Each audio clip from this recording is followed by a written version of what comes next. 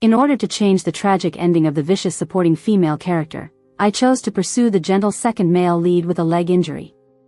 But just a day before I succeeded in capturing his heart, he brought back a ragged and frail girl. She wore my clothes and moved into our house. No matter how hard I tried, it was all futile in the face of the female lead's halo. He still fell in love with the female lead. My actions have become increasingly uncontrollable. Just now, when Lily accidentally shattered my bracelet, my emotions started to break down. Before I could even react, I found myself holding up the shards against her face. Lily apologized tearfully. And John happened to appear, pushing me aside to save the female lead. Disappointment was evident in John's slightly furrowed brow and eyes. "I'm sorry for breaking your bracelet. I'll compensate you," Lily said through tears. All of Lily's clothes were bought by John, so she couldn't afford to compensate for the bracelet worth millions. With a cold face, John shielded her behind him. "No need for you to compensate, it's just a bracelet." This farce ended with my departure. I sat by the window, tightly clutching my wrist. What have I just done, holding the shattered bracelet against Lily's face? If John hadn't shown up, I might have actually cut her face. "Host, the female lead has appeared, and your vicious supporting female character setting has been activated. Which means, whenever the female lead is involved, you will act like today. Forced to follow the plot, forced to become unrecognizable even to myself. Is there any way out?" There was one originally. Just convince the second male lead to leave with you to escape the plot of the vicious supporting female character. But he still met the female lead. Just one day away. I still don't want to watch myself turn into a vicious supporting female character. Or rather, I still want to try. Before John completely falls for the female lead, can I persuade him to leave me? In the study, John sat in his custom wheelchair, his cold white fingertips gripping the armrest, his long legs constrained under his trousers. I crouched down, fingers pressing against his calf muscle. John was a bit distracted at first before looking down at me. Over the years, I had learned nursing methods from many experts for John's legs. After much contemplation, I tentatively spoke up. "John, I've arranged an appointment with a famous doctor abroad who should be able to help with your legs." After a while, he replied indifferently, "Okay. I'll apologize to Lily for what happened earlier." John maneuvered the wheelchair backward, avoiding my touch. "Victoria, you seem to have a particular animosity towards her. You can see her as a pitiful person. Sold to a business partner by her uncle, almost tarnished, she barely escaped and saw John as her savior straw." John felt sorry for her, and it made sense. But, is she really just a pitiful person to him? An unease rose in my heart. "I'm just scared that you will fall for her." I waited for John at the airport for an hour. Until the announcement for boarding stopped, there was no sign of John. Only continuous busy signals on the phone. I then called John's assistant. "Victoria, Lily is injured, and John is in the hospital with her." I grabbed my luggage and headed straight to the city hospital. Lily had bandages on her head but no other injuries visible. "Victoria, why are you here?" She looked surprised at my presence. John seemed quite surprised too. "I raised my phone, I called you, but you didn't answer. The assistant told me you were here." John's eyes darkened, remaining silent. After a moment, Lily spoke. "John's phone broke when he brought me to the hospital." Upon hearing Lily's voice, John suddenly looked panicked, glancing at me. Simultaneously, I lost control, almost blurting out, "Shut up." Lily was startled by my outburst, tears welling up in her eyes. "I'm sorry, I didn't mean to," I said coldly. "You seem all right, I'll help you with the discharge procedures in a bit." "Victoria." There was a reprimanding tone in John's voice. He quickly wheeled to Lily's bedside, an oppressive aura emanating from him. He seemed like a different person. He had never spoken to me with such an attitude before. "John, don't be angry," Lily hastened to intervene. Upon hearing her, he turned back, gently comforting the woman in the hospital bed. "When you recover, we'll arrange for more tests for you. Don't dwell on other matters for now." The way John looked at her was as if she were a twinkle in his eye. I recalled when we first got together. He held my hand, watching the sunset, softly calling my name. The moment I leaned in, he kissed my cheek. Back then, no matter how many people warned him, he believed in me unconditionally, just like he seems to now, shielding me. Refusing to let John see me in tears, I dashed out of the hospital room, the sound of wheelchair wheels rolling followed from behind. "Victoria, what's been going on with you lately?" Suppressing my discomfort, I asked, holding on to the last hope, hoping that the years of friendship would outweigh his love at first sight for the female lead. "John, can you ignore Lily and go abroad with me?" But from behind, John coldly spoke, "You go abroad alone. All expenses are arranged by the assistant." "John, I don't need money. I'll ask you one last time, are you really unwilling to leave with me?" John avoided my gaze. "I have other matters to attend to. Lily still needs me." My heart turned cold. I pulled my hand back and left the hospital. It started to drizzle on the way. I recalled the first time I met John was also on a rainy day. I didn't have an umbrella. He wheeled up to me and held out an umbrella for me. "Let's walk together," he said. He draped his coat over my shoulders and got half of himself wet. Lost in thoughts, I walked slowly on the deserted street. A metallic sound rang out. "Host, the second male lead has entered the storyline and it's hard to change now. System, when will I be completely assimilated by the plot and lose my autonomy?" Nicely put, it's losing autonomy. Harshly put, it's complete annihilation. Host, probably within a month. 1 month.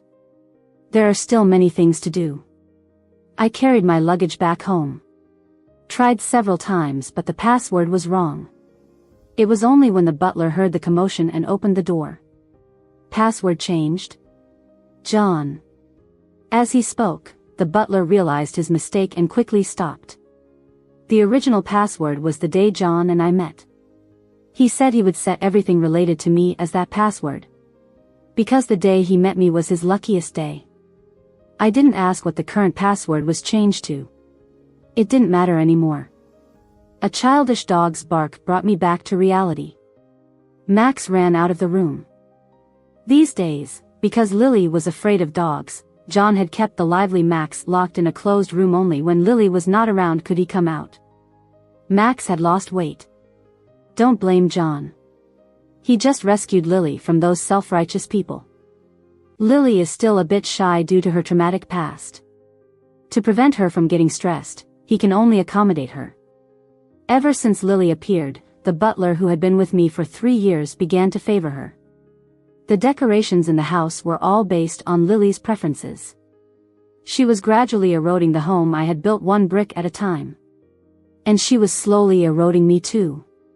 Her sad background, pitiful nature, kind heart, whereas I was envious and vengeful. Such a stark contrast. Everyone loves the female lead, this newcomer. The only exception, Max.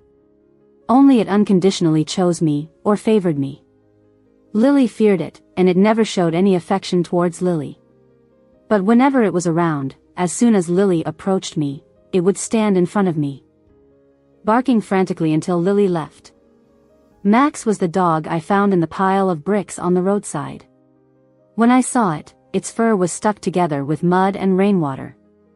Although thin, there were no serious illnesses. I squatted down, and the little dog tentatively walked towards me. They all say I chose Max. But wasn't it Max who chose me? And became my angel. "Max, do you want to come with me?" I fed Max a whole bowl of food. After eating contentedly, he lay on my lap and fell asleep. John didn't come home until late. Max heard his voice first and tried to open the door. I followed Max to the door, and before John came in, I picked Max up and took him back to the room. "Victoria." With John's voice, I suddenly stopped walking. "Why didn't you go abroad?" He rescheduled my flight, but I didn't go. The scent of smoke wafted over. John had just smoked before entering. Calmly, I said, "Whether to go abroad is not important anymore, John. Let's break up." As the words fell, Max suddenly jumped out of my arms and bit John's trouser leg desperately, trying to pull him towards me. Victoria, John reached out, as if he wanted to pick it up. But suddenly, the butler hurried over. John, those people are bothering Lily again. John frowned, didn't even look back, and left. A warm and moist touch on my face. Max, he doesn't want us anymore. So we don't want him either, okay? Max lay at my feet, nuzzling gently against my ankle. It was almost dawn. There was another commotion outside. I looked out the window and saw John and Lily coming back. The woman's petite body curled up in the wheelchair. She didn't look too well, and judging from John's tense expression, Lily must have been frightened. Suddenly, a small figure dashed out from the side. Max. I watched Max slip through the door crack, wagging its tail, running quickly towards the man at the door. Lily was so scared that she grabbed John's neck and huddled in his arms. John saw Max, his eyes darkened. Get lost. Max was frightened by him, whimpering softly, ears drooping. John, I'm scared. She was trembling all over. Max slowly took steps forward, but was kicked away by John. Animals are just animals. Butler, take care of it. Okay. The butler suddenly picked up Max. All of Max's limbs were fluttering in resistance. No. I ran after them. Ignoring my light clothes and barefoot, my foot twisted and I fell to the ground, sharp gravel embedding into my palms, blood mixing with flesh. John's people stopped me. I watched as the butler put a sack over Max, walking out like he was taking out the trash. I shouted, but he didn't look back. One by one, the pitiful barks of the dog grew weaker. My heart slowly turned cold. Until there was no more sound from Max. John casually shifted his gaze back. I raised my hand and slapped John. Suddenly, Lily, who was trembling all over, stretched out an arm with many red marks, stopping John, and her pale face showed a hint of determination. Victoria, don't blame John. I lost control and said harsh words. If you want to intervene, I'll hit you too. What are you compared to Max? John tightly hugged the trembling Lily, looking at me with uncontrollable anger. Just a dog. Do you need to be like this? Tears streamed down my face uncontrollably. You know, he's not just a stray dog. Even if John was destined to fall in love with Lily. But why did his nature change so much? That was Max. Not just a random dog, but our baby that we raised together. It was him who slowly nurtured Max with love, bit by bit. Max did not fight back against John even when the butler took him away. He trusted John until the very last moment. You killed Max just because she was afraid. If I do something to Lily, will you kill me too? I sneered, grabbed the small knife next to me, aimed it at Lily in John's arms, and stabbed it. Blood flowed slowly down the blade. The maid screamed for a doctor. Lily was unharmed. It was John who stood in front of Lily, gripping the blade I had stabbed with his hand. It finally dawned on me what I had done. Trembling hands released the knife. But John, seemingly impervious to pain, tightened his grip on the knife, making the blood flow faster. His face, darkened with anger, was terrifying. He asked me coldly, Victoria, are you really going to become a madwoman? John, I am willing to give up now, so why? Why didn't you even leave Max for me? When the butler returned, I grabbed his hand with my last bit of strength. Where is Max's body? The butler glanced at John. John calmly said, thrown into the river. I looked towards the river, desperate to go out. But John stopped me. With the last trace of strength drained, I despaired and passed out. When I woke up again, John was by my side, his large hand covering mine. I pulled my hand back. John noticed that I was awake. Victoria, is there anything uncomfortable? His brows slightly relaxed, and for a moment, I was confused. He seemed to have returned to the man who treated me gently before. In the first year we were together, I had a serious illness. I had a high fever that wouldn't go away, and no matter how many doctors I consulted, it didn't improve. At that time, John had just taken over the company, the foundation was not yet stable, and there were piles of urgent matters in the company that he had to deal with. The butler advised him to go back to the company first, as there were many caregivers and doctors taking care of me here. But John moved all his office supplies into my sick room. He was with me when I woke up.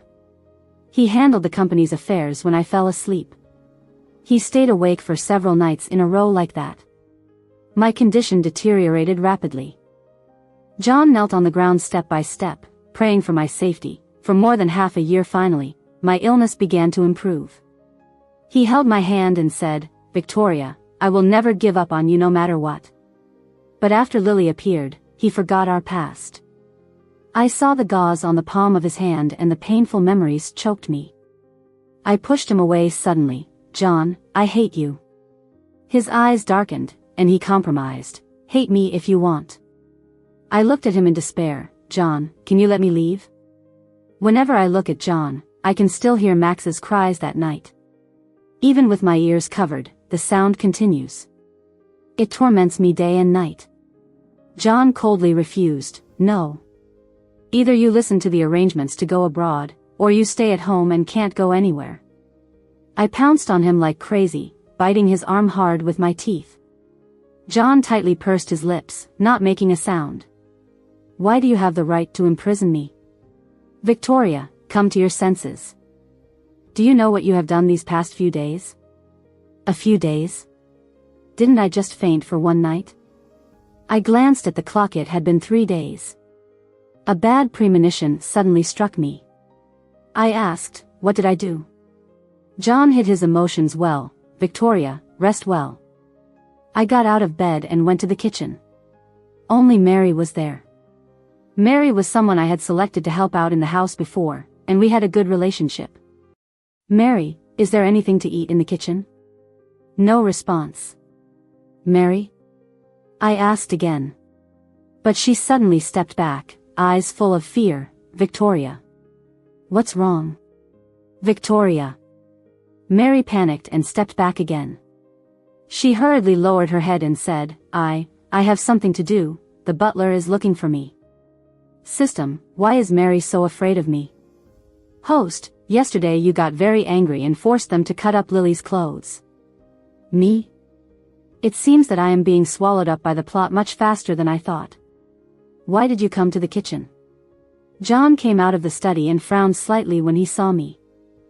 I forced a smile, just looking for something to eat at this time. The butler sent someone to deliver a lot of clothing styles.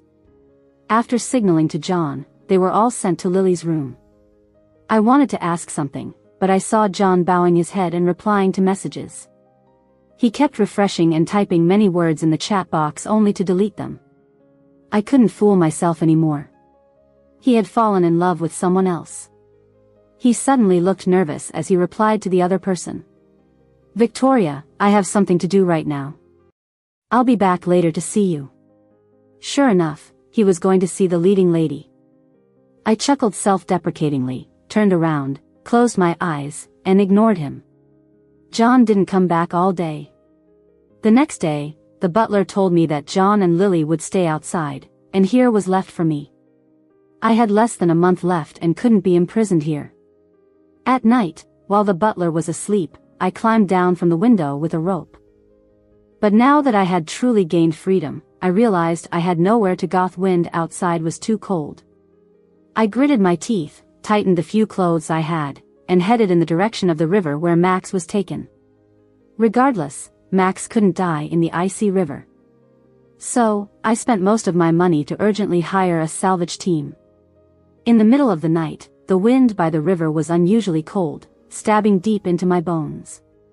A group of people worked tirelessly by the river, but in the end, they had to regretfully inform me of the unfortunate news. "Victoria, he can't be found." Max perhaps was angry with me. After salvaging until early morning, they still couldn't find him. I paid them and waved to dismiss them. I stood by the river, looking at the unfathomable depths of the riverbed, feeling utterly drained. "Max, Mom is sorry."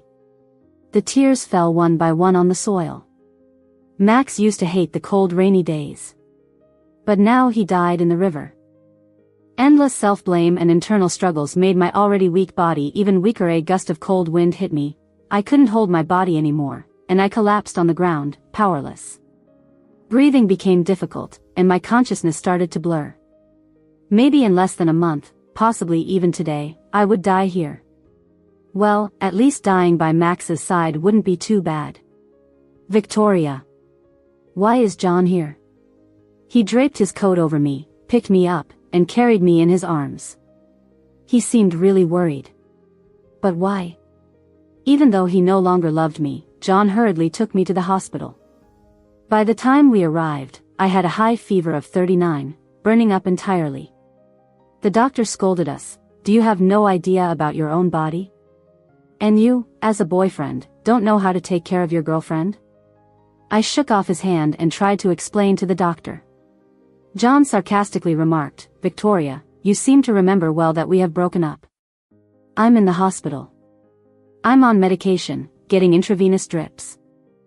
After rushing back and forth, John sat down exhaustedly in a chair, closing his eyes to rest. Just when I thought he had fallen asleep and I wanted to escape, he opened his eyes, his dark eyes like a foggy mist. Where do you think you're going? He said coldly. I turned over, facing away from him. Anywhere but by your side. He locked the door and closed the window. Your health is already delicate, and you are still doing this? The butler informed me that you fled, otherwise, I wouldn't have found you so quickly. Then he added, if you do this again, I won't bother. I don't need you to bother. I shrugged, it doesn't matter to me. If I die, it's even better. Victoria. John raised his voice, visibly anxious. Don't say such things. I didn't care, closing my eyes in silence. I would leave sooner or later. Just like John was destined to fall in love with the main female character. His current feelings towards me were probably just guilt. John, whether I live or die, it has nothing to do with you anymore. But no matter what you do, I won't let you leave here. Only 2 weeks left. It's a shame I'm in this place. I don't know when Lily will meet the male lead, and then let John also taste the bitterness of unrequited love. John was probably afraid I would die at home, so he arranged another place for me. Well, it's quiet. As long as Lily doesn't show up, I can at least maintain my sanity. But my coughing has been getting worse recently. I have less time to get out of bed. I get tired quickly. I probably won't get better. Even the system was in a panic, not knowing what to do. Host, such a severe reaction shouldn't happen. Even when being obliterated, one shouldn't suffer like this. It's a heart disease. Besides, I didn't want to live in the first place. John comes to see me from time to time. But we have nothing to say to each other. Most of the time, we sit in silence. Seeing John spending more and more time with me lately, I started to think that Lily must have met the male lead. The weather was nice today. The sun was shining brightly. I rarely spoke up. John, I want to go outside and soak up some sun. John softly agreed and had someone take me outside. But just as the door opened, I took the opportunity to escape. John didn't expect me to run, even with my health deteriorating. I had already planned everything. If I had the chance to leave this door, I would take a detour to avoid John and run far away. Unfortunately, as soon as I managed to escape, I was kidnapped. In a dim, damp underground room, I was thrown into a corner while 2 tough guys looked at a photo. My eyesight was deteriorating, and I couldn't see their faces clearly. I said casually, just kill me, I won't live much longer anyway. They ignored me, continuing to speak in a dialect I couldn't understand. After a while, they approached me and pointed to the photo on the phone, asking, "Are you Lily?" It seemed they got the wrong person. I'm not her. The man beside them panicked. It looks like we really got the wrong person. She looks nothing like Lily. What should we do? The leader gave a look. What can we do? Keep her for now, she might be useful. Quickly, let's go kidnap Lily. I spoke up without much thought. Kidnapping me won't work. How do you know it won't work? I said calmly, you don't seem to be after me, you must have some conflict with John. The man spoke in broken Mandarin. John took all of our business, disrupting our profit. There's a price to pay for cutting off someone's wealth. It's a matter of interest. But I wasn't interested. Overwhelmed by fatigue, I leaned my head back against the pillar. I also hate him. What a coincidence. A man exclaimed joyfully, found it. This woman is John's ex-girlfriend, Victoria. It seems like a matter of past relationships. Maybe it will work. Several more people gathered around. She's quite pretty, isn't she? How about a deal, brothers? Look at her, she's covered in illnesses. What if she dies during it's bad luck? Another suggested, let's handle her gently then. I pleaded, I'm on the verge of death, can't you show some respect to a dying person? But they were not inclined to listen. As they approached me, I loosened the rope, grabbed a wooden board from the ground, and smashed it towards their heads. Then I immediately ran towards the door. I may be frail, but I'm not stupid. If you kidnap me, am I supposed to sit here and wait to die? Hurry, catch her. I ran for my life, but ultimately succumbed to the limitations of my body, falling to the ground with no more strength left. The men behind me raised a wooden stick, ready to strike. Woof! Suddenly, a dog rushed in from the door, pushing the men back far. Then he pounced on it, biting desperately. Others aimed their weapons at the dog. The barking of the dog mixed with the yelling of the people. Suddenly, another figure appeared at the door. A commanding voice rang out, "Didn't you want me to come? Here I am." I recognized the voice, John. He actually showed up. Maybe the kidnappers got the name wrong, and John thought they had caught Lily, so he came over without hesitation.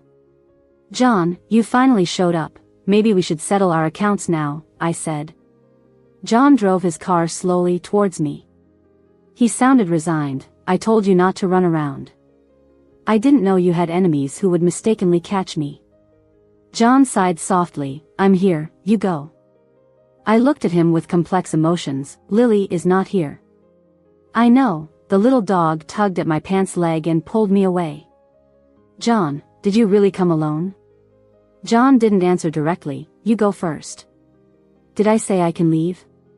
The man in charge spoke, and a few people surrounded the door. The man showed a confident smile. "John, we're here to talk business.